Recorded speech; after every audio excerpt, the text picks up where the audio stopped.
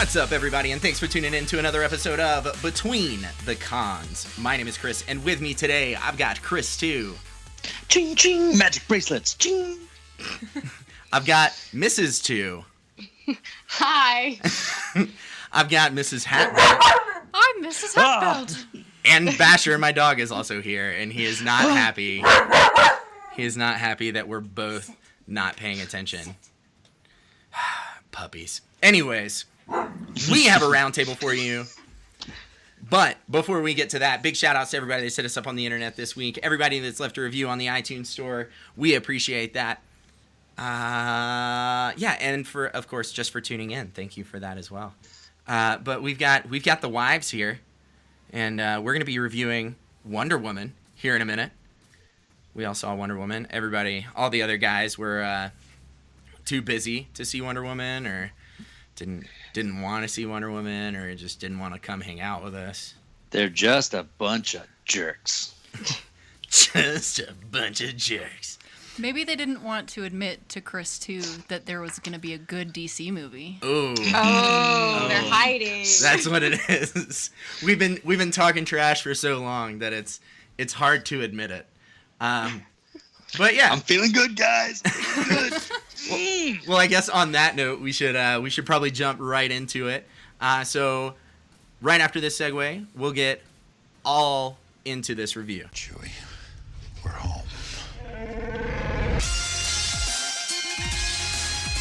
Live long and prosper.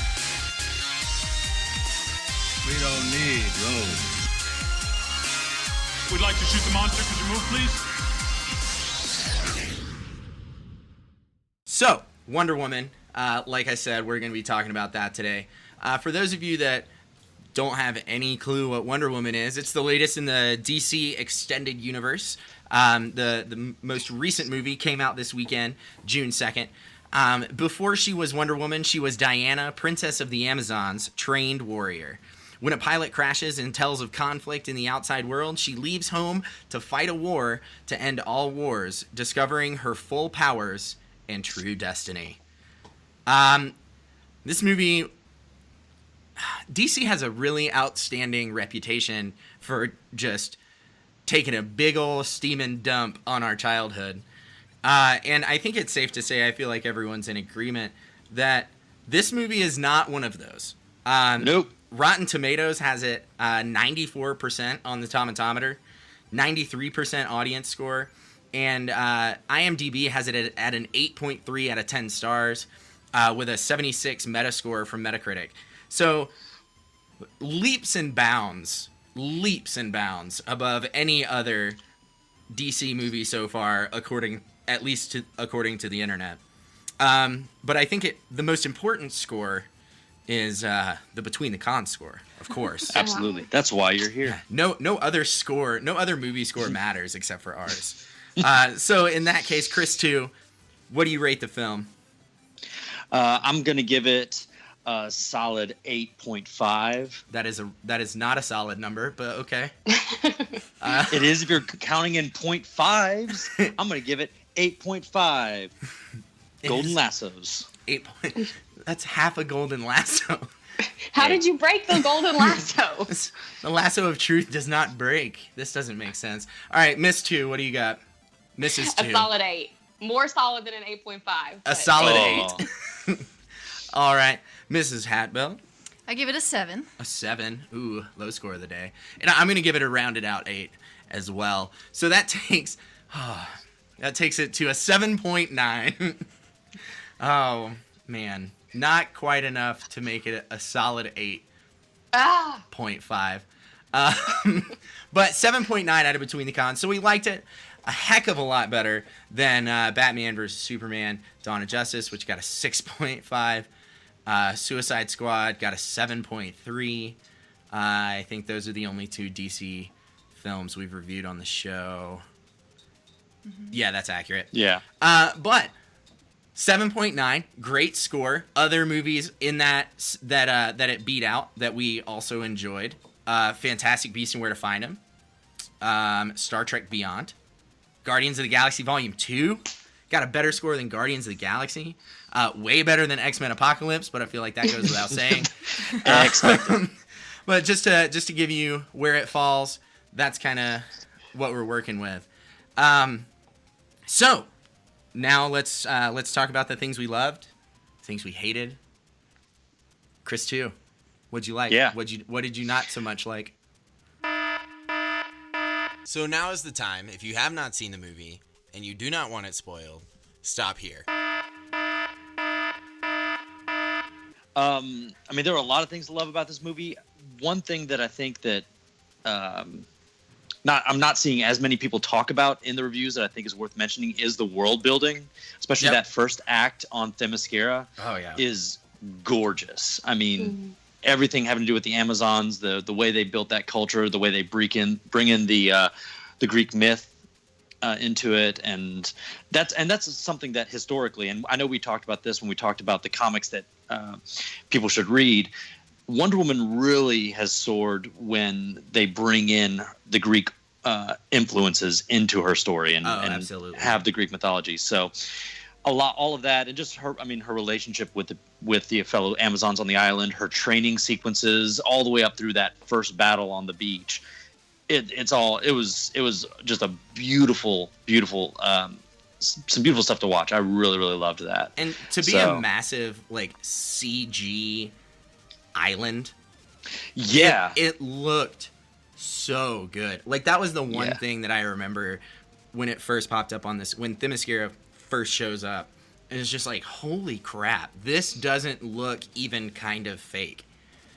No, and a lot of people are also talking about how like this movie looks so different from the other DC movies, which is we're claiming as a positive thing, because and with good reason, people complaining about all the DC movies have been so muted and dark and without sun, and Themyscira is this beautiful island and it's bright, and the design, just the overall design for this movie as well, just the costume. It was very obviously not a Zack Snyder film.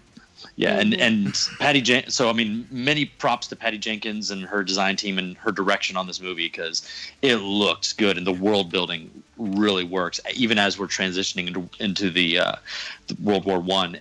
As they continued at it, it just looks fantastic. Yeah, standing O to Patty Jenkins. Yeah, absolutely. So what did you hate? What did you hate, Kris? I guess kind of connected to that is a common complaint I think we've definitely talked about with other superhero movies, is the hero gets a lot of focus, and as a result, the villain kind of gets very little development. And the same is true with this movie.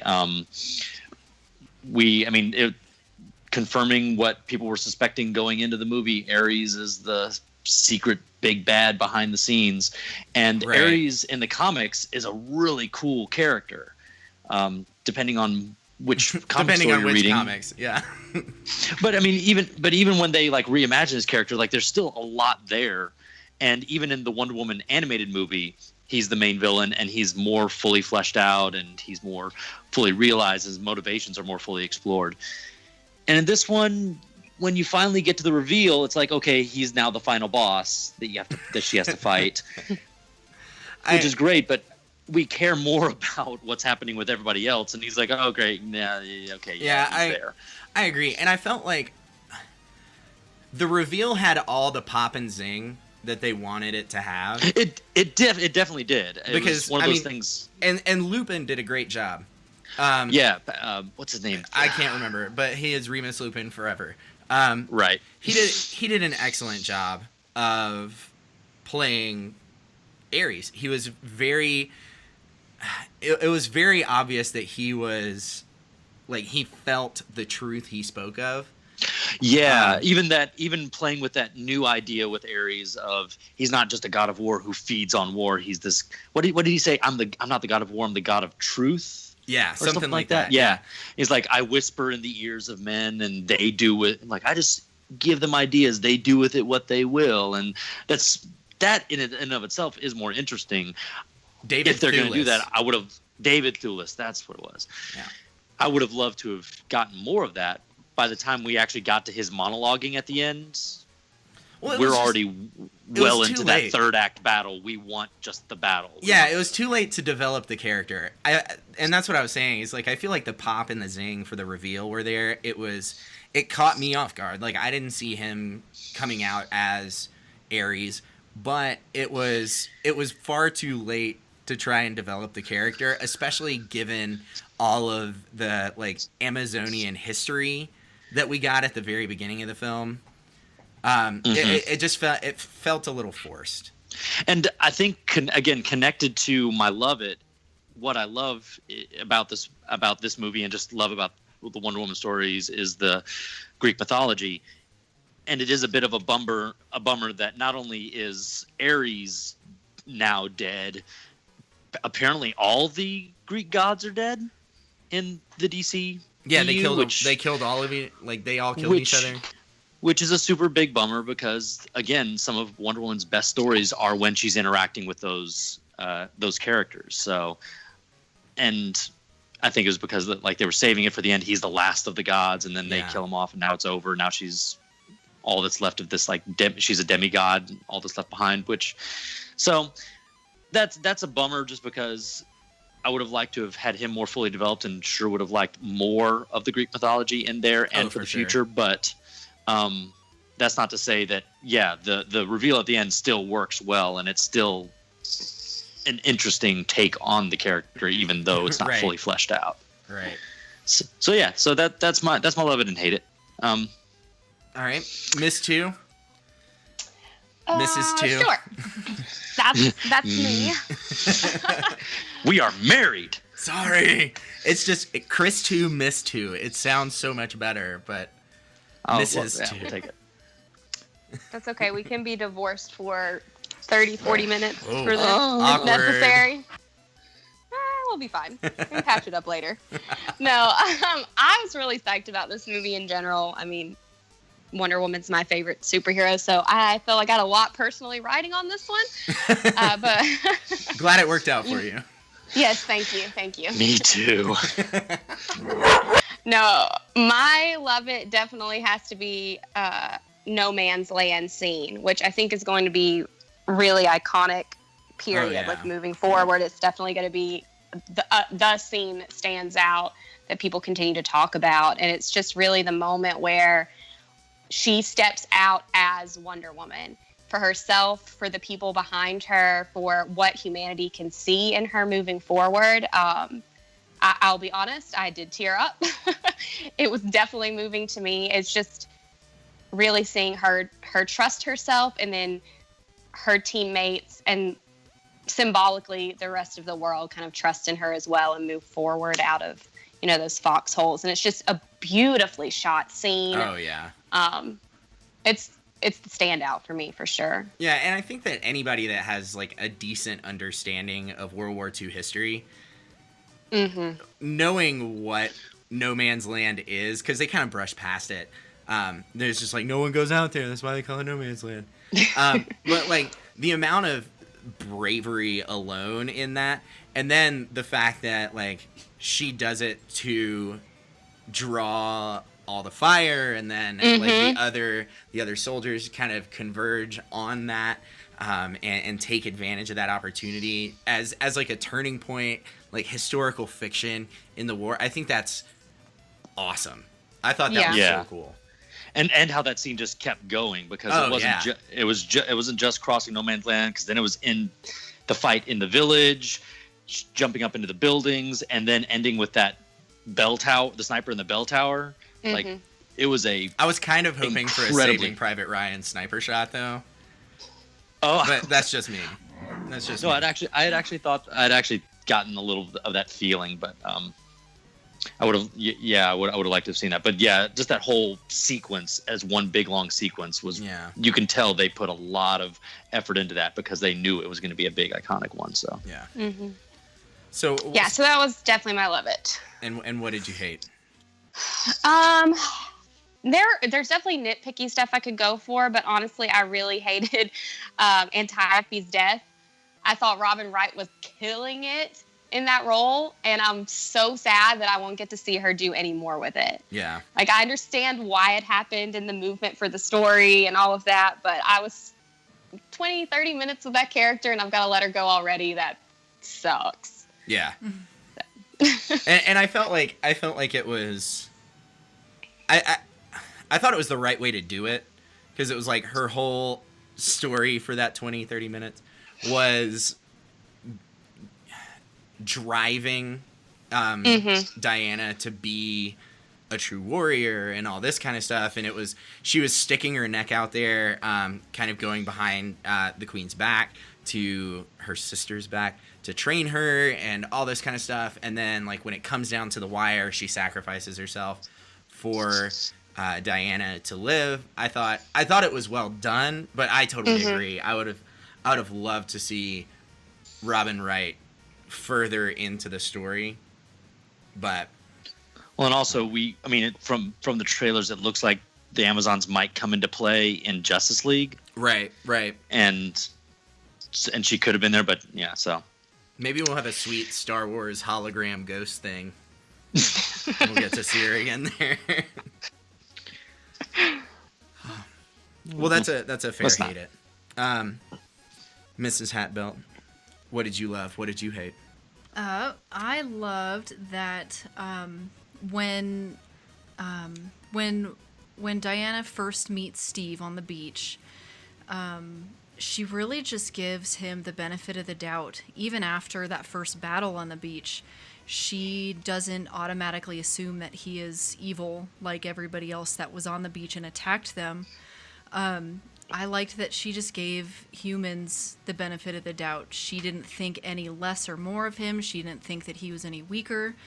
I liked that she spoke well of the team. Like when they were in the town after they saved it and they were dancing and having a good time, when they were just kind of talking about how goofy Samir and Charlie and the chief were, she really gave them the benefit of the doubt, and she didn't assume that just because they were men or just because they were human that they were weaker than she was. And I just like that she was really she treated them as a team, and she just really loved them for who they were as humans rather than being different or weaker than she was. I also liked that she, even though she was treated differently for being a woman, she was obviously confused that she wasn't treated the same. Right. But she wasn't like blatantly angry about it. She just kind of took it and moved on. Yeah. She was more concerned. Like the one scene that I think about in that particular instance is when she walks into the war room and everyone's in there discussing the armistice and what they're going to do next and all this kind of stuff, and like conversation comes to a halt because there's a woman in there, and she like doesn't really understand that, but she's just like, when they go outside, she like rips Steve Trevor a new one about like, why don't we go in there? Why didn't you do anything? Right, exactly. Like that was awesome to me, but it was more confusion than it was like trying to force respect or returning that lack of respect with lack of respect. Yeah, and I think she brings up a really good point about the character of Diana that I was really glad to see in this movie. Was the Wonder Woman is defined not only by her power and her abilities, but also her compassion and her understanding. Yeah, that's been something that is a part of her character for the length of the comics, and it was great to see that as a fundamental cornerstone part of her character in this movie. Oh, for sure. So I agree with that. Love it. I think it's great that she treated everyone equal. She's starting from a starting point of equality and respect. Mm-hmm. And what did you hate? I was just irritated by the inconsistent accents of the women on Themyscira. Kris Too was telling us before we started recording that the basis where that came from was that they were kind of trying to create a hodgepodge of accents so that it wasn't like from any particular place, since Themyscira is a place where humans don't really know where it is, so we don't you know. I'm just glad the Far Off Land didn't just immediately get a British accent. Yeah. Yes, Yeah. thank God. Asgard. Am I right, Asgard? But the Look, inconsistency. they can't be bothered. Yeah. Anthony Hopkins cannot be bothered to learn anything else. Yeah, so I mean, I can appreciate that they wanted to have kind of a hodgepodge of accents, but without knowing that fact beforehand, it was just kind of hard to follow. Like, and accents are really hard to do anyway, and so I gotta give them props for at least trying. But for the most part, to me, it just kind of sounded like they all had marbles in their mouth. Like, it was just kind of, they weren't real consistent, and it was kind of distracting. Yeah, there was the one specific one that we actually saw in the trailer when Hippolyta's showing her the sword, and she says, like, there aren't many who could, and she's so tight in the way she says that, Right. like she's you can see working a little hard to try to do whatever she had to try to learn. God help him, I don't know. It's God help them. Well, my love it and hate it.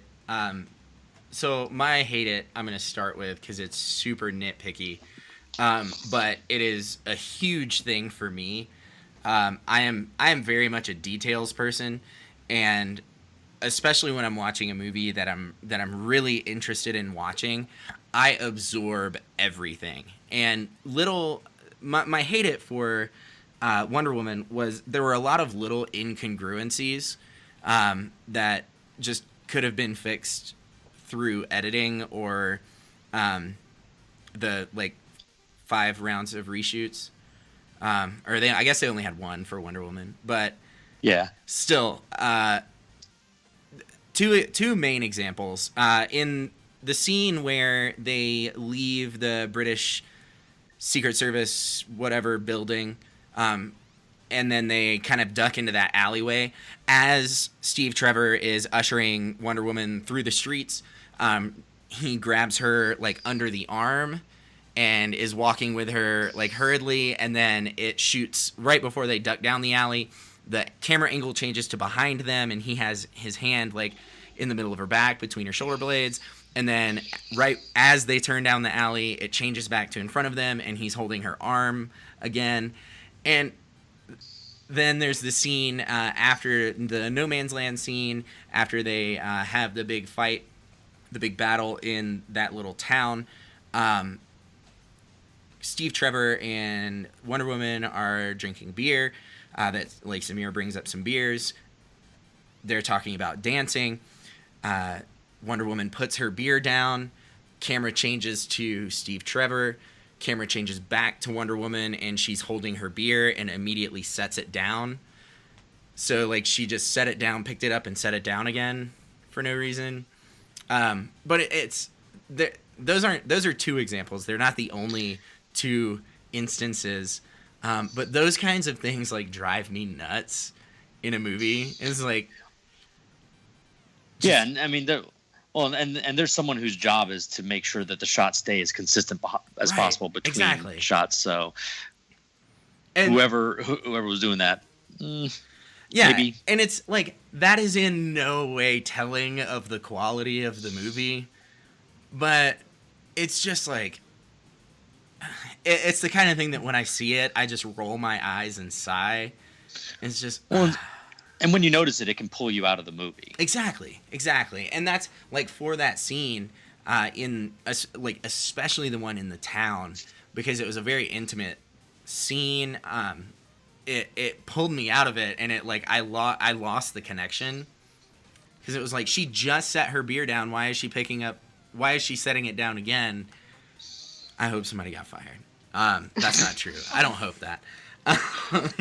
And then my love it is a little touchy, but there is a insinuated sex scene in the movie between Diana and Steve Trevor, and it's right after the dancing beer scene that I was just talking about, and they're in a room, a bedroom. They kiss, and then it fades to black, and then the camera actually, like, the shot resumes outside of the building, like an aerial shot.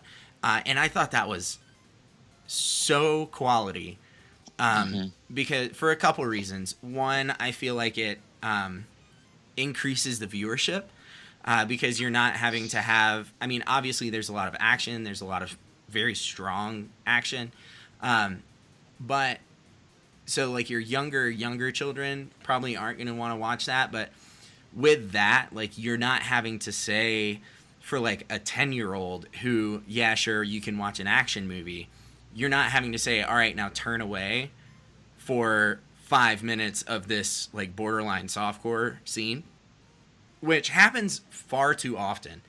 Yeah, it does. And that's something that I felt Patty Jenkins did a really great job being super classy about. And I really appreciate that. So that's one. And then two, you just don't see that anymore.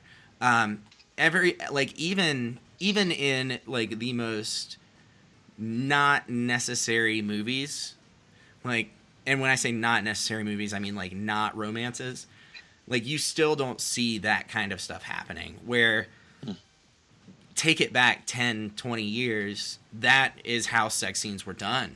It was kissing, fall onto bed, kissing a little bit more, fade to black, wake, and then like fade back in from black, and it's the morning, and like somebody's putting their shirt on. Well, and I think kind of connected to this, and I think this is also in some ways connected to what Michael Ann said, was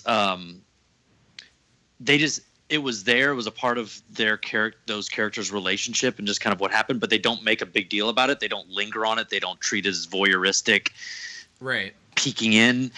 And because even like we had the shot, because like there was that shot on the building with the lit window, and then the next scene was them in the next morning, like with the team. Exactly. And there were no sidelong glances or like, what did you guys do last night? Kind of crap that happens a lot of times.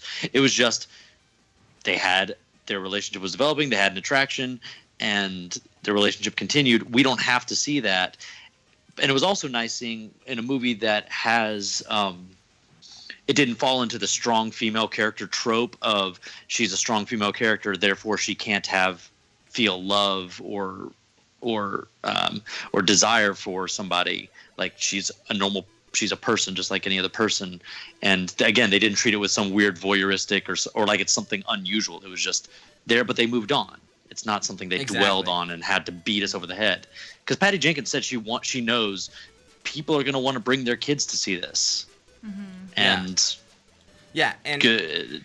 And you want them to see it. Yeah, and I think that's great. And it is kind of jumping back to Michael Ann's point of like the equality that she loved about it, is I felt like it was a very empowering film for young women without forcing any type of agenda. I felt like it was just, here's a movie with a strong female lead, and that you can take as a role model. Which we had a great team, and we had a great team all around, and that, like, even through the final end of the movie, like, she had her job, Steve had his job, and it's not she's coming in to save because everybody there is incompetent and can't do anything. She acts as the inspiration that is helping get them to their end goal and get things done, but they still all have their roles they play, and they still we believe in the good of everyone and the good of the group, and a lot of things to love. Yeah, I thought it was very well done. Obviously 7.9 out of Between the Cones. So I think the next thing, the only thing left to talk about is what's next. It's a DC movie, not a Marvel movie, so there was no post-credits scene, which personally I liked, because I just liked watching all the people sitting there waiting on a post-credit scene as I was leaving. It was like, sweet, traffic's not going to be difficult to leave. Just Google it, guys. Just right? Google it. But the like animation at the first part of the end credits was awesome. But upcoming movies, we've got Justice League, we've got Aquaman, there's a Shazam and a Cyborg movie and a Green Lantern movie at some point, also a Flash movie, Gotham City Sirens, probably eventually a Wonder Woman sequel. Patty Jenkins has already said she's in for a sequel and already has an idea of what she wants to do. Yeah, and there's the Batgirl movie. There's a Suicide Squad sequel. Like there's a ton still to come in the DCEU. Still under that assumption that this is not the only gold star that they get. So Kris, I'm gonna drop this one or Kris and Danielle, I'm gonna drop this one kind of in your lap. Tell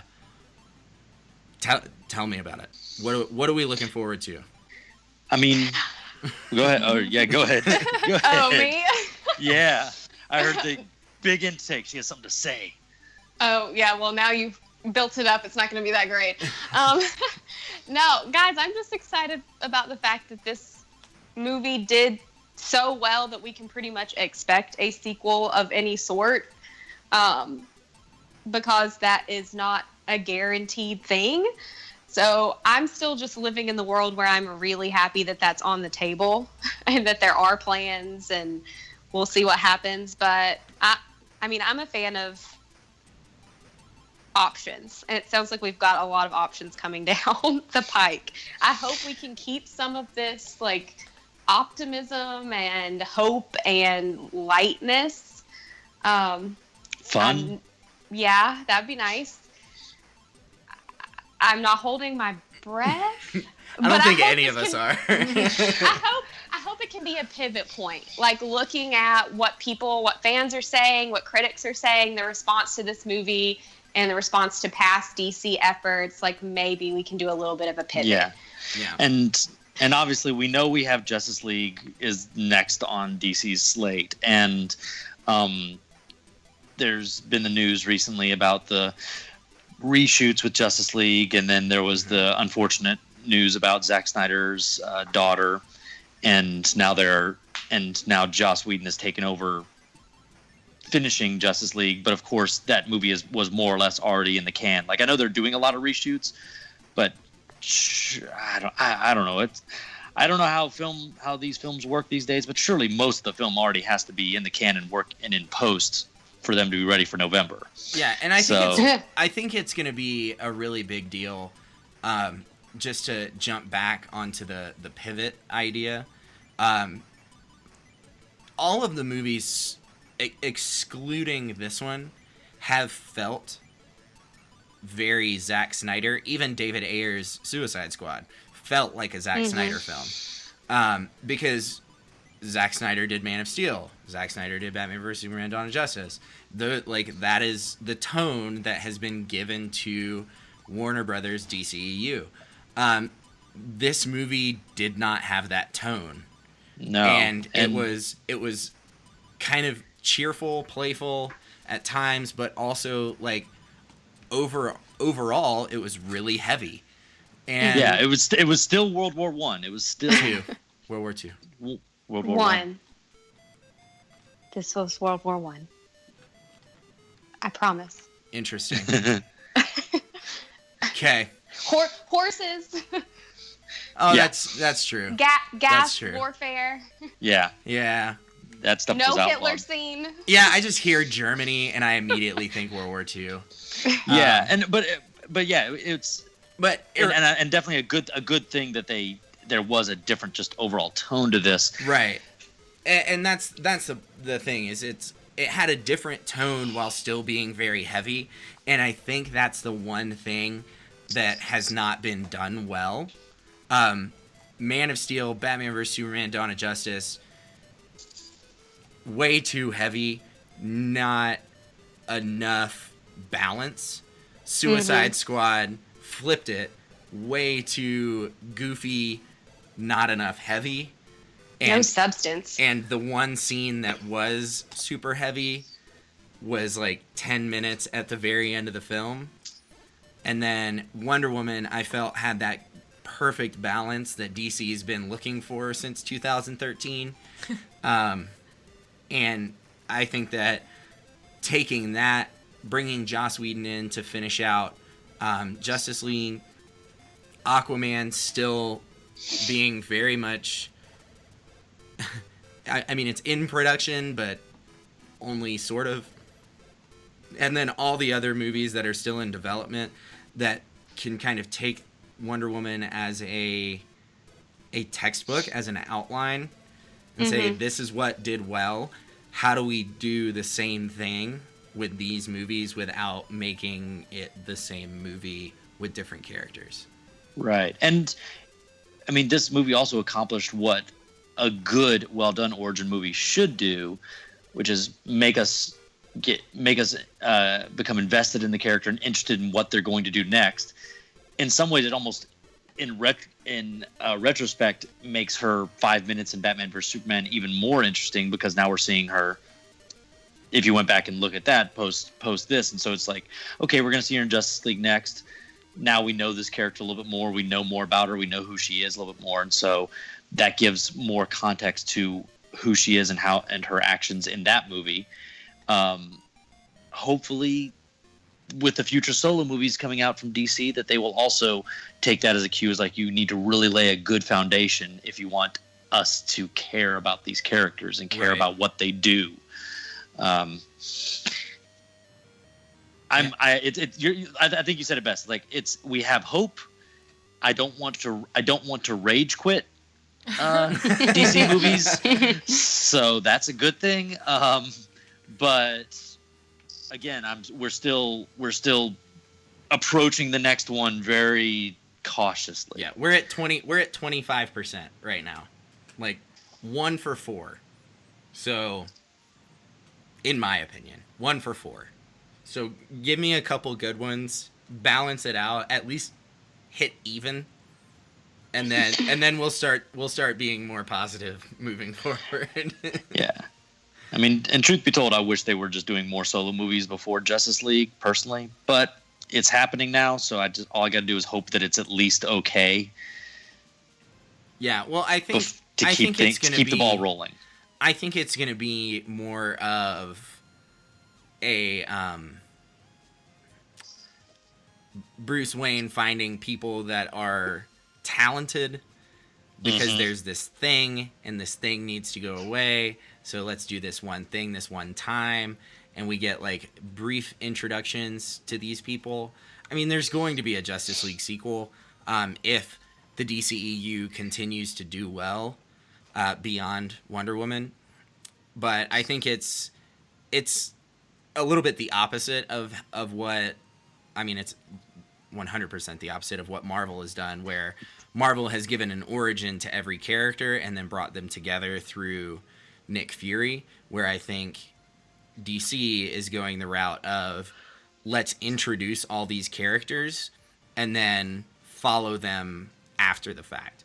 Yeah, much like the Spider-Man Homecoming to the Marvel universe. Like, we met Spider-Man, Tom Holland's Spider-Man, in Captain America: Civil War.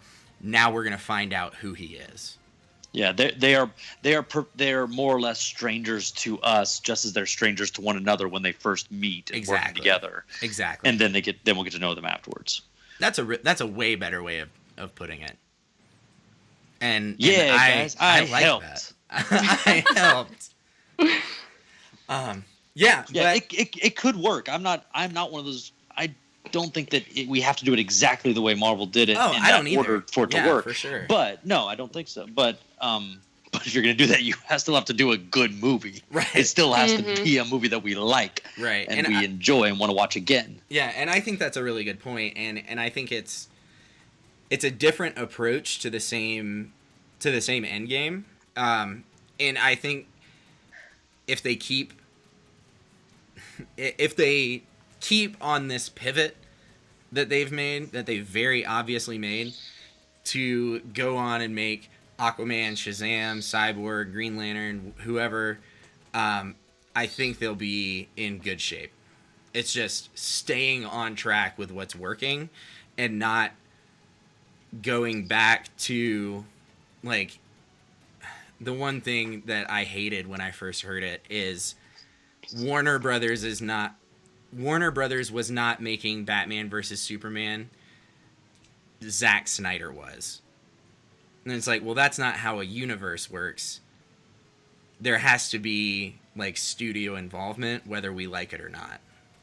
Because it all has to tie in. And yeah, I think it's bigger than one director. Right. And I think that's the one thing that Patty Jenkins did was she gave it her flair, she gave it her touch, but it molded into the DCEU in a way that creates this character with this personality, with these characteristics that is unlike anything we've seen so far. And, like, in Marvel Cinematic Universe, DC Cinematic Universe, or Extended Universe, whatever, it is a character we have not seen before in recent history. And I think that's what's important, and that's what they need to continue doing moving forward, is create their own universe that meshes together in a comfortable way. It's got to be cohesive. Exactly. But I do think you have to have that balance between, like, studio involvement so you can get that cohesion, but not so much control that you lose the voice of a director. Oh, then it's just exactly. Yeah, and that's Zack Snyder is the kind of person that's going to, if he's given too much of a leash, he's going to do whatever he wants. And I think that up until, honestly, after Batman vs. Superman Dawn of Justice reviews came out, Warner Brothers was all about letting the directors have full reign. And I think at that point they realized, if we're going to make a universe, it has to be cohesive. Mm-hmm. And this movie just was not that. So let's focus on Wonder Woman, and let's make a movie that makes sense for our universe. And inside of its own reel of film.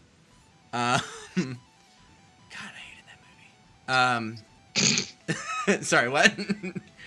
But yeah, I don't really know what else we can say other than, please God, let Warner Brothers stay on track with this movie and make more movies this quality. Stay on target. Stay on target. It's a totally different universe.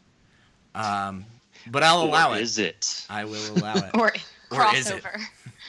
That'd be an interesting crossover. I would pay money for that.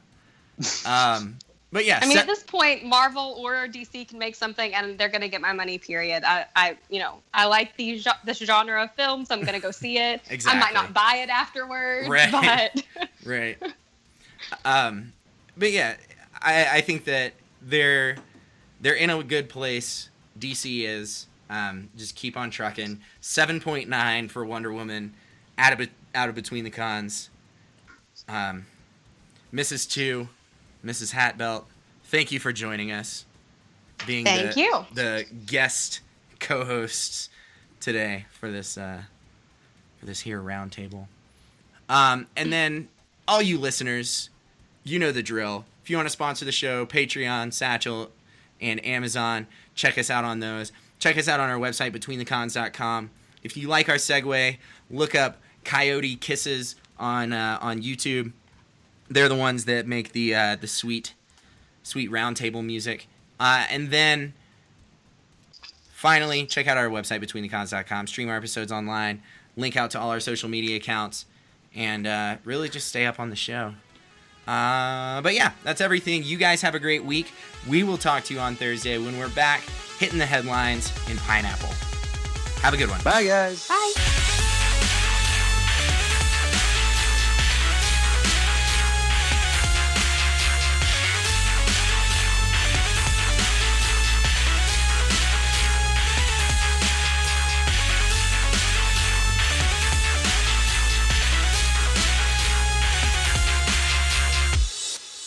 I have not been here. Should I mute my mic when it's not my turn?